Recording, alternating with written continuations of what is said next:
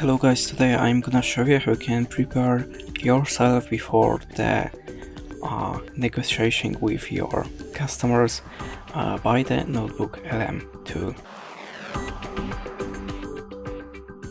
So in the first step we have to load the sources, how to use the negotiation skills. So I'm gonna paste the 3 YouTube videos with the information. As you can see, it's loaded and it's checked. So now, based on these sources and on this knowledge from the videos, you can enter your prompt. I prepared before this prompt, and now I'm gonna ask the NotebookLM what I should do with my customer.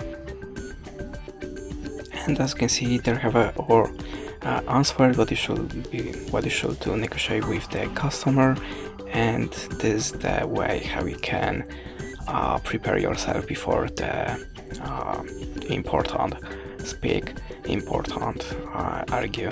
So this is the way how you can do it. You can also simulate the speaking with the customer here by this tool, and the sky is the limit. Now you can work on this knowledge from these sources. That's it. Thanks for watching. Leave us a like or comment, and bye.